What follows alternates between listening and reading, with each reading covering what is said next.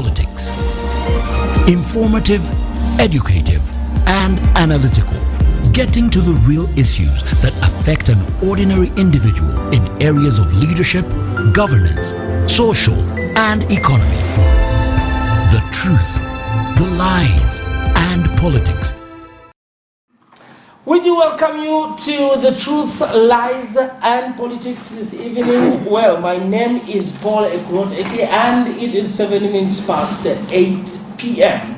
And this is a dynamic space where ideas collide, opinions ignite, and perspectives are challenged across the table. Well, I do invite you to a place where the conversation begins, and you and I can narrow the gap in our communities through sharing and exchanging of ideas. Feel free to follow us on the show and be able to contribute to our conversation this evening, and the conversation centering around, what is happening in the election time and election period.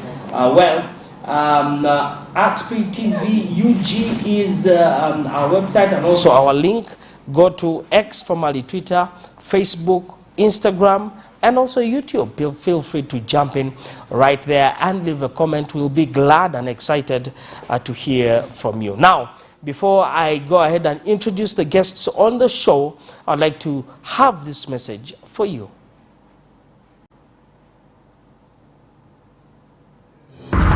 It's one of the most fascinating contradictions of our electoral season. Massive campaign crowds that seem to vanish when the ballot boxes open. We all know elections are ultimately decided by the votes cast across the constituencies and not the size of the rally. So why do the electrifying crowds on the trail rarely match the numbers at the polling stations? Where does the disconnect begin? And most importantly, how can candidates turn the excitement into actual votes? Tonight on The Truth, Lies, and Politics, we unpack this mystery. Our expert panel breaks down the power of crowds, the psychology of voters, and the hard realities of election day behavior. Only on Spirit TV. Stay informed, stay engaged.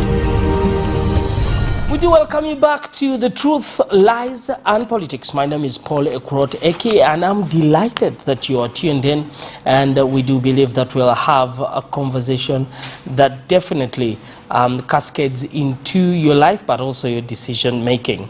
Well, this week we had just yesterday something of importance that you ought to be a part of is the National Governance, Peace and Security Report for 2024 and 2025. It is a UBOS report that talks about the trust in the different institutions that we do have in our country. Of course, there's a decreased trust in the justice and the other systems, but there's an increased trust for people knowing that what is happening in hospitals and clinics is an overdrive for the doctors and alike. That I would like to encourage you to get that report and just dive into it and see what is happening. Also around the world, Eswatini received $5.1 million from the US for receiving deportees and that has taken different people saying comments around that. But also Dr. Chizabe Sije and Obed Lutalo have spent a whole year in detention, and the cases keep on, the case keeps on being pushed until we hope that there will be justice, that there will not be games being played here and there. And also our presidential candidates are in different venues, looking for votes to be able to win this year. But election rallies can really get intense, and almost like the first date where candidates pull out their best lines, their sweetest promises, and their sharpest attacks to win your heart, or at least your vote. Now, for the next 2 to 3 months, Uganda becomes a stage where politicians answer each other's critiques, sometimes with humor, sometimes with heat, and occasionally with blows that land harder than policy. Now, Crowds gather not just for the drama but for the spectacle, and rallies are supposed to be a place where voters get to know the person behind the poster and the voice behind the slogan.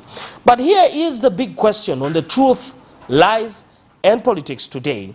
Do these massive crowds really translate into votes?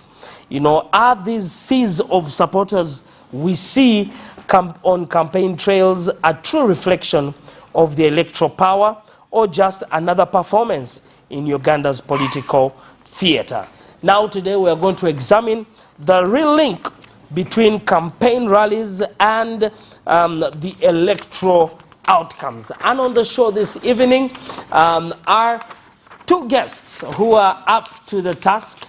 The other guests that we were having have all sent in apologies for the evening, and that is Mr. Charles Romushana and Mr. Egesa Ronald. And this evening we do have, right seated in the chair that Mr. Charles Romushana usually sits in, is a concerned citizen, Mr. Godwin Muhomuza, and also part of the electorate. He will be voting come election day. Good evening, sir, and welcome to the show.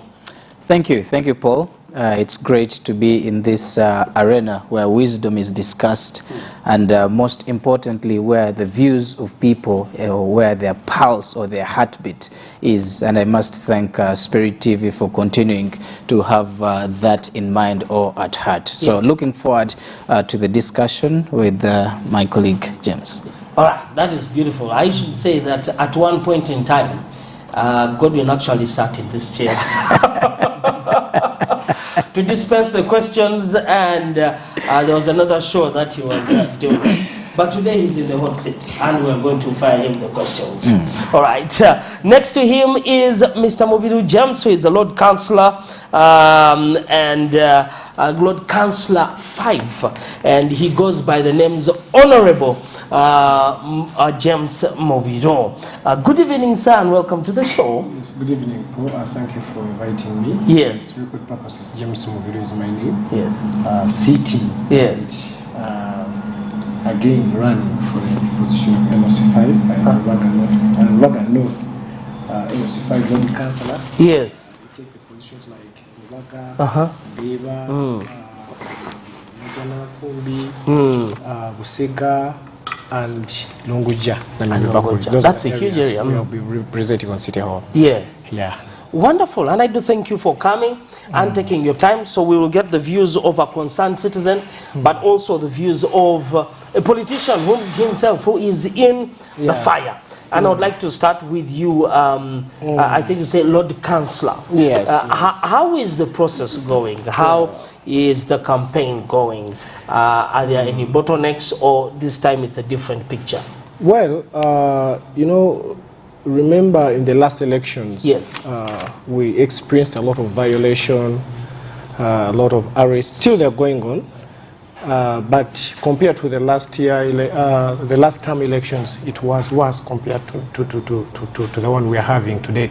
So I think because of the international community engaging in the politics of Uganda and Bobby Wine whistleblowing to the international community, this time the regime is trying to, you know, massage, is trying to rotate around. But still, we experienced that in Barara when over 79 comrades were arrested, and some of them we don't know where they are.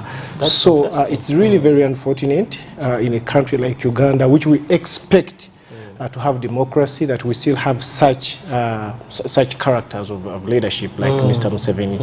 You know, because we believe when you've decided to go into elections, let it be democratic. You don't need to arrest your opponent. Go to the audience, go to the public, go to the ground, and let the ground decide. But it's very unfortunate that recently I heard now they're looking for people like us, the leaders who are contesting. Interesting. Yes, because they are spotting out people who may probably, because you know this is a protest vote. So now they are looking out for those key people who probably may blow the whistle to the public in case Museveni rigs the elections. And it's very unfortunate that I'm one of them that they're targeting.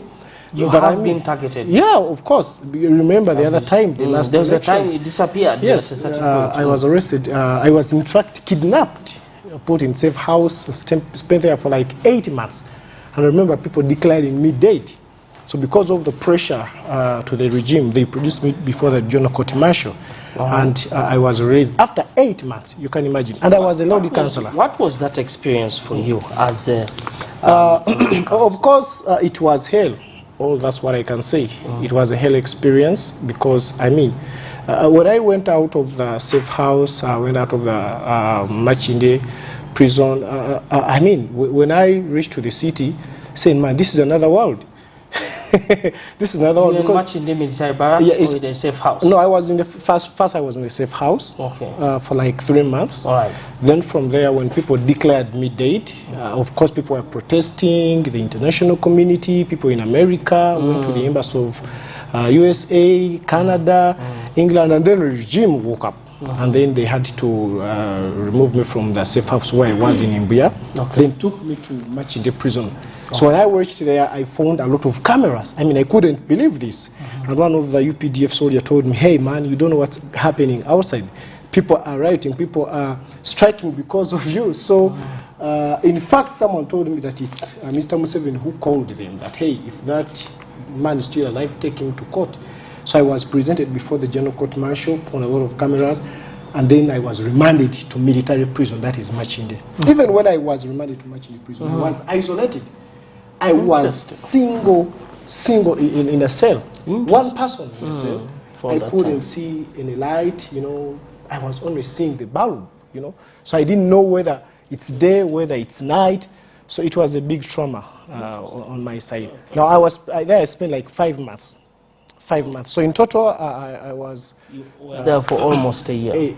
Almost a year. Almost, you can say 8 months, almost years. So it's very unfortunate. Personally, James, I don't have a gun. In fact, I don't have even the trigger gun.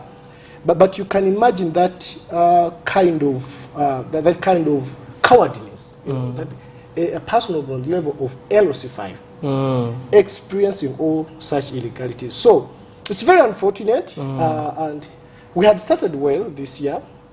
I mean, these campaigns. Yes. But now things are turning around. Because now every day we're getting news. This one has been arrested. This one has been kidnapped. We don't know where this person is. Keep on having. So that is the current situation we are in. We are living in fear. We are not criminals. We are not robbers.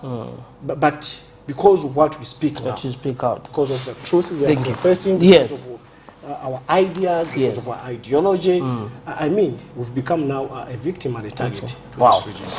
Thank you for painting that picture. It is albeit a grim picture. But just before I get to Godwin, just a follow-up, something that came to my mind. What then keeps you going? What keeps, after all this, after this experience for about 8 months, what keeps you stuck in there? Paul, I'm a believer. I'm a believer. I'm a born-again Christian. I fellowship at Makeful Gospel Church. Yes. When you go in the book of 1 Peter, the Bible says, it's better to suffer if I'm doing God's will than doing evil. What we are doing today is not evil. We are doing good. We are standing for democracy. We are standing for the rule of law. I mean, that's biblical. And I've been telling people, the constitution we have today, if you look at, if you read it very well, if you peruse it very well, yes. I mean, there are some insights which were got from the Bible. So the Constitution, I believe in the Constitution. I believe in the Bible. So when I stand for the Constitution, I'm doing the will of God. So it's better to suffer if I'm doing the will of God than doing evil. So that pushes me to keep on pushing, to keep on fronting, to keep on fighting for justice in the land. I mean, we have many communities that have turned around because they have been compromised, they have been given sacks of money. But that's not my caliber. I'm a person who is desiring to see freedom in the land, to see freedom in the land, to see justice in the land, to see the rule of law is being respected in Uganda. Awesome. Thank you very much, Lord Councillor James Mobilo. I do get to Mr. Godwin Muhomoza. When you hear the picture that Mr. James Mobilo has painted, as a concerned citizen, what goes through your mind when you see certain things happening in our communities? Thank you. And I do not want to make Mr. Mubiru feel, you know, just I don't want to water down his experience, because he's certainly not the only one who has gone through that.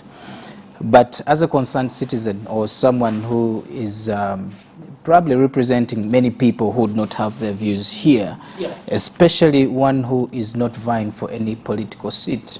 I would like to say that the political arena or the environment, as we speak, has shifted. What was sold to us as democracy, the very people who sold to us this idea of democracy do not live by the very values that they sold to us. What do I mean? You see, let's take a look at what happened in the States. A country which has grown years, 300 years of democracy.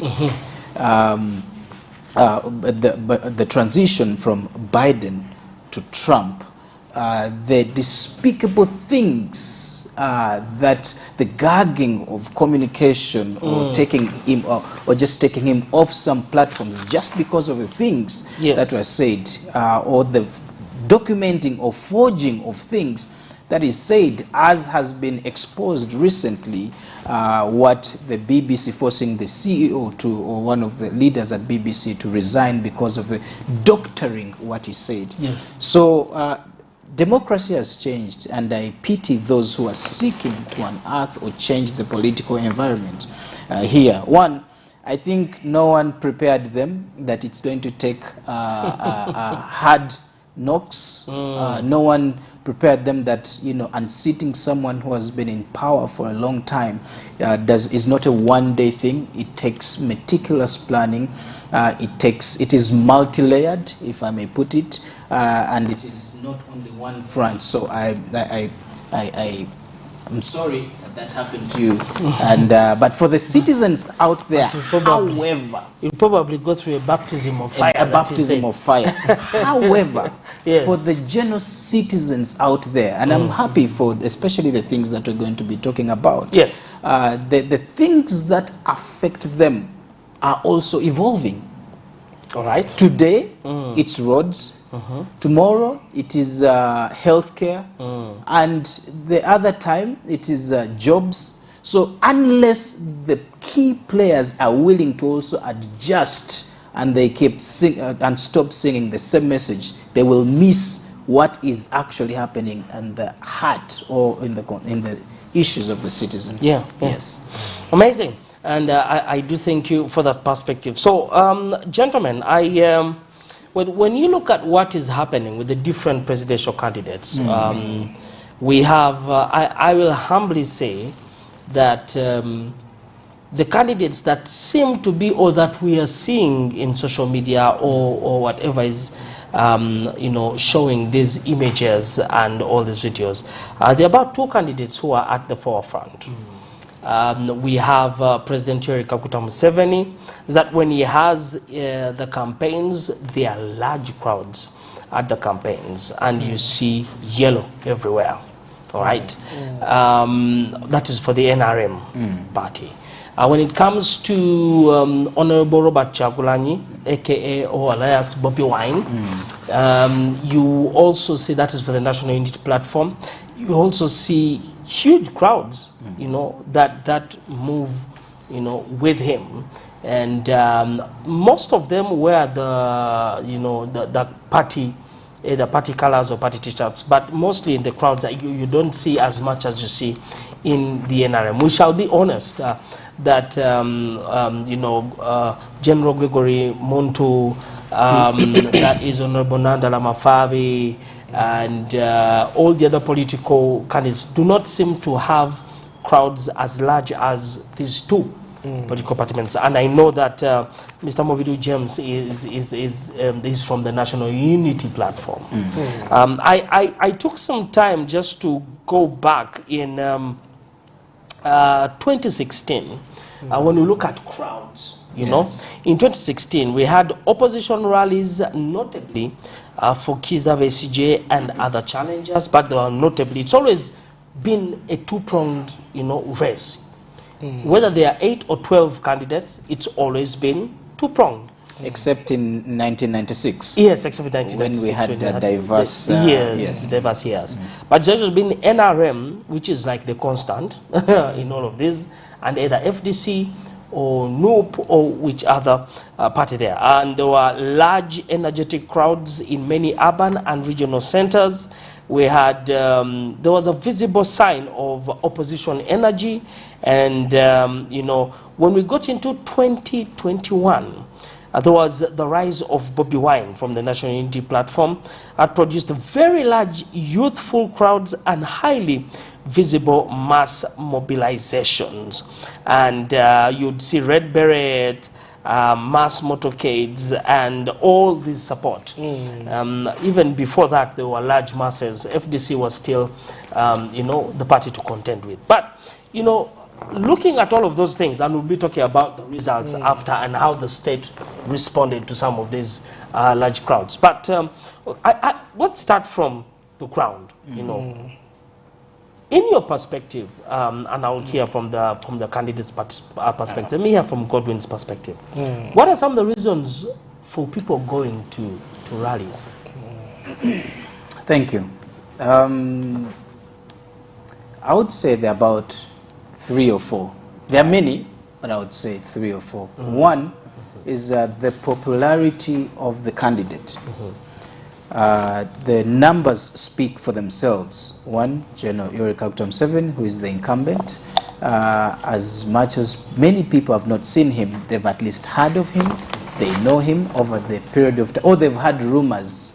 For example, he's been president for almost 40 years. Yes. And you're still saying many people haven't seen him. Many people have not, I mean physically. Yes. Physically, yes. Especially the young generation who are not there during the, or who are not really prepped, or who are not ready to vote. They're not 18, so they didn't have a reason to go and see him, or they were young. So number one, it's the popularity.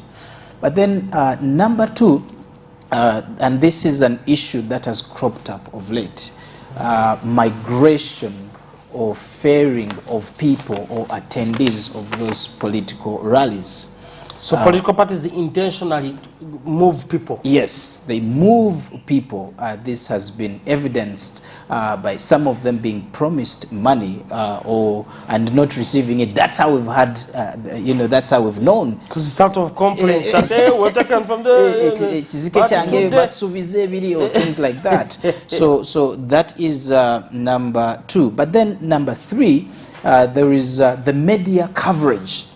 Or the temperature of the particular candidate in the media. The two particular candidates that you're talking about, if you watch any news, any TV station, one or the other is being talked about. Apologies for the rest. They come as end notes. You know those words that come at the end of, you know, others, or at the end of the movie. Yes. So something like that. So one, popularity. But then two, also that migration. The other one I've also talked about, the media coverage. Yes. But then also, notably, I would like to say, the other thing is the ground game. The ground game. There are people who have presence on the ground. And it's genuine. And it is genuine. Some candidates... Because that is the question. Yes. How genuine are the crowds at these rallies? That's what I'm saying. On the ground, some people are natural mobilizers. That even if you don't want to be at a rally, you will just be there. They will say there is food, there is entertainment. They will figure out a way of just making you come to that political rally.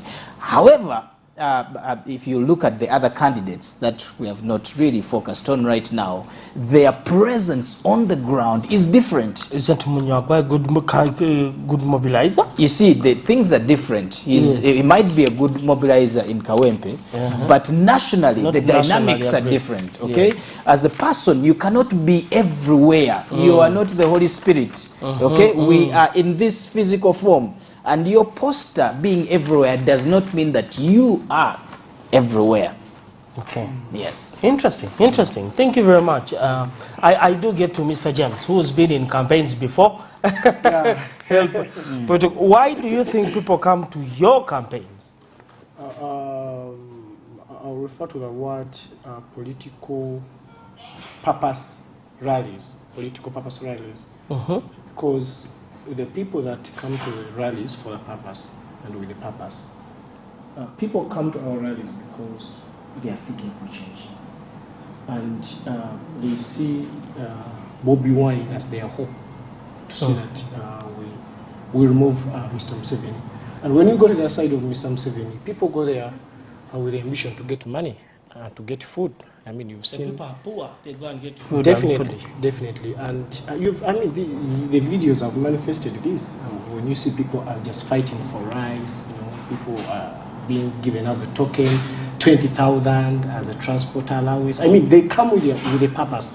On the side of Bobi Wine, they come with a purpose of change, to hear the message of hope. On the side of Museveni, they go there to get money, to get food, I mean, and to see who is this old man who has refused to leave power. So those two things are different. Now, when we come to Bobi Wine, why people come to see Bobi Wine on the rallies or to hear our message, people are tired. People are tired, and this has been proved across the country. Bobi Wine has now traveled over now 70 districts so far. And initially they said Bobi Wine is only in Central Region. And fortunately we started it's interesting. Fortunately we started with Eastern Region. Yes. And it was massive.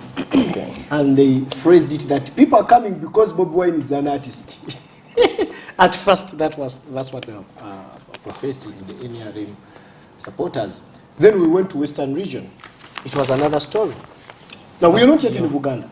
But you had in the Western Region, you had places where there was beating up. Of course, I mean, I mentioned that earlier. You mentioned it earlier. Yeah, I mentioned that earlier. And when we went to North, it was another story. Today we are in the Western Nile. West Nile. Today I was watching the video on how the crowd showed up in Arua. I mean, this is marvelous. You have one would estimate you have about 2,000 people. Exactly. Or 3. And we are not paying anyone. We're not giving government. You people are not giving T-shirts. You people are not giving food. Exactly. You people are not giving transport refund. Exactly. Are you trying to? That's what you're saying. That's it. That's it. In fact, this regime, it's our right to be entitled for the iPod funds. It's our right. You had initially refused to be a part of the iPod. That one I could go there partly because initially we didn't want to go there because it was not under the law. And dining with Museveni under the iPod saga, it meant like Museveni is now the owner of all the political parties. He sits there, and then the other chairperson of the different political parties there. It's like now guessing how Museveni is ruling the country. I mean, we couldn't allow that. One, there were no clear rules and regulations joining that iPod. And put that aside, this was not a government initiative. This was a company limited by guarantee. Okay. It started as a company limited by guarantee, now turning to be an organization, into a government with the directors. So I mean, and we got to learn now to join an iPod. There are grounds you need to dine with the king, with Museveni. There are agreements you have to sign, and then you first get money, and then we pulled out. But remember, we're still getting some money because under the political party act, there are funds which are given out to political parties. That's where the money we are getting. Now they changed the whole story. This money which we are getting. Now they say, to be getting that money, you have to be under iPod. And then they made it law now? Of course it's a law. And of course, as I told you, you are law-abiding citizens. Exactly. We say it, okay. As long as now it's a law, let's abide. But even up to date, they have not given us that money. You get what I'm saying? So you can see the bracket we are in. Yes. We are being pushed on the wall. We are not rebels that we shall go and probably get money and buy guns and what. No, we need this money to run the campaigns. But because Mr. Museveni wants people to kneel to him, please help us to give us that money. That's not Museveni's money. That's taxpayers' money. And we've refused to do that. So The masses you see coming up with Bob Wine's rallies, it's the hunger to see change. People are yearning for change. Personally, I've never seen any president, apart from Museveni. Apart from that, since you were born? Since from I was born. Born on the regime of Museveni, Yes. educated with the regime of Museveni, working with the regime of Museveni, marrying with the regime of Museveni, having children with the regime of Museveni. I mean, this is uncalled for. 40 years in power. In America, I think so far we've had now, is it 5 presidents? You can imagine. Perhaps one would say that your crowds are not at playgrounds which are very massive, and yours are in just cities where, you know, it's a smaller, area. But if I may, I beg your permission. If I may, I think it doesn't take away the fact that there are people who are coming to see Bobi Wine or Robert Kyagulanyi, one, because it's popular. Of all the political figures that you're talking about, he is one of the most popular candidates, and for various reasons. Number 2, they are doing an amazing job on the ground in terms of mobilization. They are on ground mobilizing? Yes, they are on ground mobilization, where, especially the urban and semi-urban areas, they are doing an amazing job. In terms of reach, I do not know. Maybe there are some districts where some candidates have gone unopposed. Where NUP has not been represented. Yes, so there are many dynamics. Now, I would like to you've called it purposeful political rallies. Yes. That people are yearning for change. I do not know whether they're actually yearning for change. Are they? Are they? Because statistics are shown that while people have a totally different candidate they would want to vote as an MP, all right. What happens? they end up changing their mind and voting a different president. Why? You understand? And those are factors that we can get into. Maybe because they see the change that is being promised, or the way that it is going to be achieved is not possible. Let me tell you, when President Yoweri Kaguta Museveni when he wanted to oust or seek change, whatever he did, he had multi-layered maneuvers that he did. Okay. Number 1, and it almost happened to Samia Sulu. She survived. Number 1, he engaged, he wrote his message. Okay. You're talking about purposeful. A couple of years ago, I took an opportunity to read the 10-point program, the expounded one. What is it that made intelligent people actually leave their jobs, leave their professions in the different continents where they were to come and be part of this? Number 2, what made people internally who are within the governments that were existing then risk their jobs by actually supporting a rebel? You say that you are not rebels. Let me tell you, every time you want to take out someone from where the government, you are not going to be legitimate government. Call it legitimate, call it not, or especially they are sitting. They are not going to pull out a red carpet for you to walk in. They're going to call you names, name you, defame you, and do everything. So get ready to be called rebels. Get ready to be called so many things. So those are some of the dynamics. And I pray that even as we have this conversation, we will be able to get into the hearts of Ugandans so that they can take away where at some point later I will talk about this principle called collective stupidity, where many Ugandans are at this particular point. Their inability to hold on to critical issues for a longest period of time and actually cause for accountability or risk changing the person who is leading them if they have not fulfilled the promises. Because they end up, even the ones that are intelligent, they end up doing the same things. Collective stupidity That's the term, and it is very valid out there. I hope we can get out of those cocoons so that we can be able to discuss those issues. That's quite very interesting. I like the points that you share there, Godwin. And I'd like to pose to you, you know, Godwin, on that before I get to James. You know, why would you go for a rally? Why would you go for a political rally? Why would you leave your office, leave your home or leave your work to go and attend a political rally? I must confess I've not attended any rally because... So which Muntu Awansi are you? No, because... No, listen. Yes. Because I don't think change is effected at a political rally.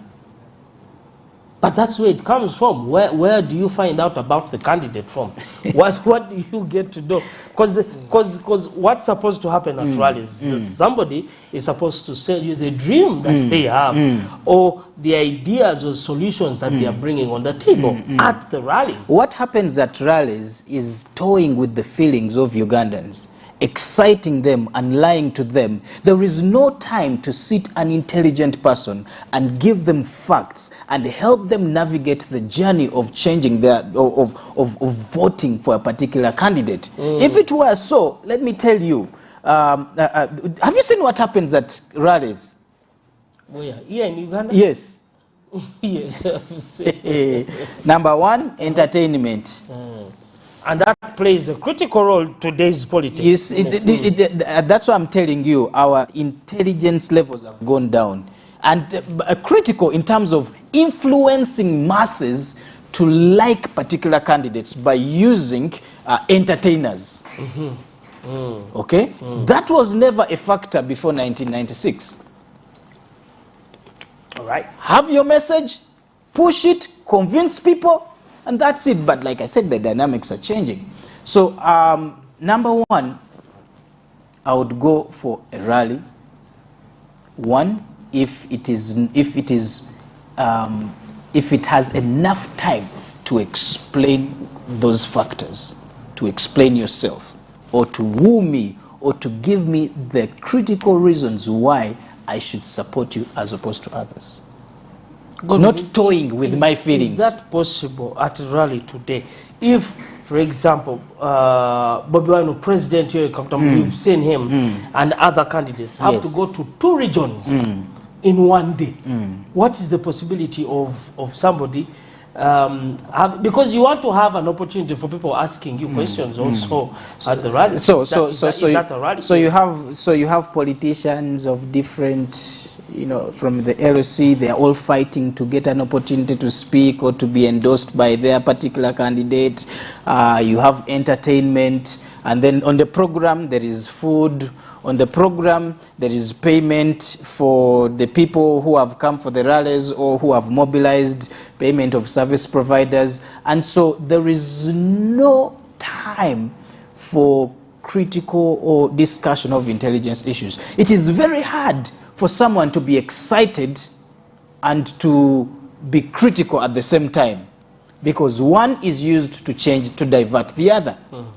So not very many people have the ability to have a duality of thinking and actually make up their mind.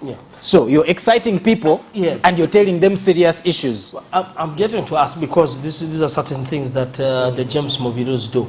So whose problem is it? Is it the electorate? Is it the people who are the citizens who are excitable and all, or it is the candidates who are toying this particular route? You know, because if you can't have whose problem is it? We have Christians here. Did Jesus have a political rally to tell us the 10 commandments? Don't we know the 10 commandments? We know the 10 commandments. At rallies, when you go to the services, different services on Sunday, do they always tell us about the 10 commandments? But don't we know the 10 commandments? So I'm just dispelling the thing of rallies and a heart message. That is number one. Number two, when the opposition or the different political players talk about NRM, the point of reference is the 10-point program. Is that opposition or no, the opposition? NRM? Okay.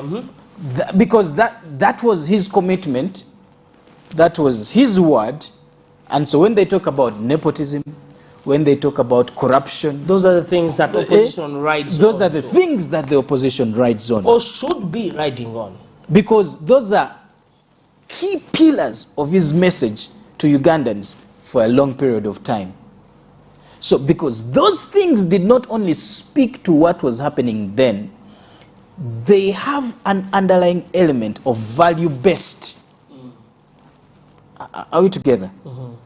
What I hear, and you need to understand the nature of Ugandans. We are predominantly Christians, about we're about over 70%. Yes. Even the Muslims, there are very many. So you cannot take away the element of value, of principle. So it is easier to communicate to them, not just emotions and feelings. What I see at political rallies are emotions, rhetorics, facts that have happened. But let me tell you, the very people that you're explaining those things are suffering. They have not gone through.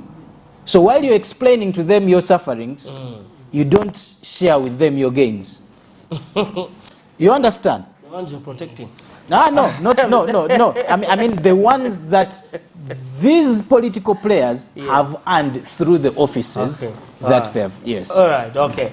I don't know whether James, you want to say something with what he has said. But before I say something, yes, I was still elaborating on why rallies, Bob Wine's rallies.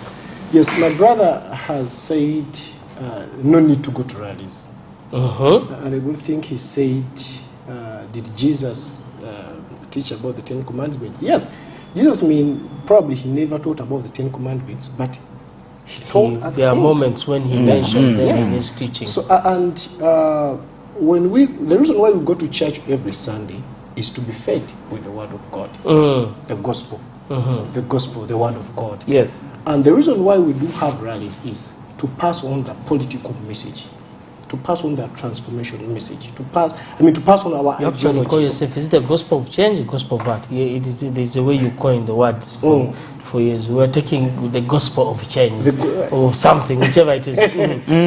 You see, it can be a political gospel. People think that gospel is only preaching the word of God, but there is also a political gospel, yes, whereby you're preaching about change, you're preaching about the transformation, you're preaching about humanity, you're preaching about democracy, you're preaching about human rights. That's political gospel. So there is no way you can tell people that I cannot go to the rallies, and then how will you get the information? Because the reason why people go to the rallies is to get information, to distinguish who is the best candidate, to hear the manifesto. The issues of bringing up artists. Let me tell you something. Is it Pokawaga Semogere? When he was doing campaigns, this cafe, Kadongo Kam used to come and sing. So it happened from that year. Exactly. But if you're very sensitive and if you've been following on social media, because you probably may not attend those rallies because of your schedule, because of work. But there's social media. Yes. Right now you can just go to Bob Wine's page and put Bob Wine, and you see how the entire rally went today. And you see, every time when we are doing all these rallies, the entertainment, we give it around 5%. In fact, yeah. Because it looks like it's all there is. Most of our rallies, we are aiming at awakening people, telling the people what we are going to do, exposing our manifesto. If you look critically, compared to any other rallies, full of drama, full of musicians, full of food, full of dishing money. That's not NUP. Go and find out. Our rallies, it's on point. They're always on point. Even, by the way, it's rare to find MPs giving, speaking on Bob Wine's rallies. Because this is not about taking positions or members of parliament. No, yes. This is about redeeming the land from slavery. And Bob Wine has been so emotional on this. That's why we do not waste time in entertainment, giving like 3 hours in entertainment. Because it's strange. It looks like that is and that was something that I wanted to ask. The role of entertainment in our campaigns today. It looks like there are bigger budgets, plus the role artists are playing in getting into politics. You know, because now we see an artist who's running for presidential candidate. But now, if you cascade it down to other political spaces, you have artists gunning for members of parliament. You have artists going for other political positions. You know, you now have Walukaga against Matthias Mpuga. You have there are several other. Against Segona. Yes, is that a switch in the political space? On the side of NRM it is, but as I've told you earlier, people don't come on our rallies, NUP rallies, Bobi Wine's rallies, to see musicians or to see Bobi Wine. I mean, to see this political messiah who is redeeming this country, to hear the message of change, to hear the message of political hope. I mean, but when you go to Museveni's rallies, people go there to see these funny artists, the alien, the one. I mean, that's to get money. You've seen some videos when NRMs are people putting on the t-shirts and they're lining up and they're giving them 20,000 for transport. And you've seen some videos, people putting on yellow t-shirts and saying, people power, our power. They're putting on the yellow shirts, and they are from the rallies. I mean, they did go there to get the message of Museveni. Yes. Because Museveni, people are tired of Museveni. They no longer want to hear his message. All they want to see that, can we get some money? Can we get some token? And it's very unfortunate. Recently, we've been seeing students, primary students, attending Museveni's rallies. Students who are supposed to be in classes. The RDCs are giving instructions to the head teachers or the DEOs that please you bring the students for the rallies. I mean, when I was in high school, when I was in primary, I was not involved in politics. Didn't you attend in any? In my primary level, you didn't attend any presidential campaigns? That was maybe when I was in my vacation of senior 6. That is 2011. I Kampala SS. I mean, that's when at least I think I attended. But one would give the argument that you'd understand President Museveni's his place. I don't listen. Let me try to say. He goes to a ground. He's not going to the different places like other candidates are. He's not going to different places like Bobi Wine or Nandala Mafabi to the different villages. There's a central place, and you have to move the crowds there. So you'd want to understand and say, he's not able to traverse the entire Now I want to sound contrary to your so statement. let them Let come. me give you an example. Okay. We're in Mbali. We're supposed to have a rally in city of Mbali, but they changed the venue at the last hour, and they took us deep in the village. We had to cross, I can call it rivers in the villages. We had to cross waters to reach to the venues. And guess what? People could move through those deep waters and reach to the venues. But Mr. Museveni's rallies, it's well organized. By the way, I got to learn from one of our people. We have our people who spy about Museveni. I told us that these people, they spend 5 billion per rally. 5 billion. 3 billion per rally. 3 billion is to fund those people who are coming to watch. They fetch people from deep in villages. They give them t-shirts. Wow. I mean, the purpose of Museveni has really demoralized the purpose. But if you have the funds, why not? Why not? Okay. I think it is the same money that they are looking for. No, listen. Our money, the money we are looking to, for accommodation, fuel. We have people who work with the president, lunch. That's the money we are looking for. But we are not looking for money to dish out, to give people to come to our rallies. People are coming to our rallies because they want money. People are giving you guys. Okay, I don't want us to downgrade the people who are coming. Let me plant a stick there, as they say. I think some people are coming. Okay. I have a message here coming from Nzewamala. He says, Eki, thanks for having the gentleman speaking right now. I like his breakdown of the issues at hand. Good stuff. And the Noop gentleman, please respond to the initial question asked in the first place. But grateful that you were born in this regime. There were no options for you, Sebo. Okay, and it says the Uganda campaigns are full of binyanya nyanya. DJ Mbadzira, Tone, Suna, Ben is just laughable. Pastor Christine Karijirwa says, real binyanya nyanya with chili anwe. They go there and they say, may God uphold thee. All contestants, what Godwin is saying, please do what is right at these rallies. Otherwise, we are fed up with these stressful situations. We still do continue with your messages. Keep them coming. And, well, we do appreciate. Here we have Paul, who's watching, and says, oh, where has Charles gone? Has he left the country for a holiday? Charles will be back. Otherwise, we take a quick break. We will be having this gentleman still in studio. Please send your questions. We're glad to address them. This is The Truth, Lies and Politics on Spirit TV.